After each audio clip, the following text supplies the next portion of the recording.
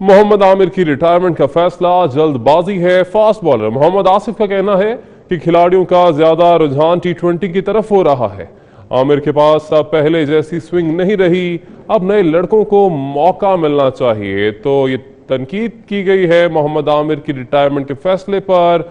मोहम्मद आसिफ का ये कहना है कि यह फैसला जल्दबाजी है।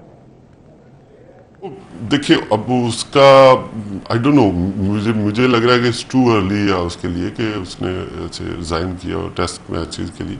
ठीक है, वही जैसे मैंने पहले बात की कि अब सारे टी20 खेलना चाहते हैं, उनको पता है पैसे भी ज़्यादा हैं और टाइम भी कम है। 4 ओवर करो, बैठ जाओ जाके। और वहाँ पे 5 दिन 5 घंटे की गेम है, वो 5 दिन की गेम है। आपने दिन में 25-30 ओवर करने हैं, तो उसने अपनी बॉडी, मैंने पहले भी देखा है कि उसकी वो स्विंग नहीं हो रही थी जिस तरह से अर्ली ऑन उसका राइट हैंड को बॉल अंदर आता था, वो उसमें नजर नहीं आई। हालांकि नो डाउट उसने बॉलिंग बुरी नहीं की इंग्लैंड में, मगर इससे भी अच्छी करनी चाहिए थी। जिस तरह से उसने नया बॉल किया, नया बॉल ऐसा है कि इंग्लैंड की कंडीशन में स्विंग ना हो, ये किसी किताब में नहीं लिखा।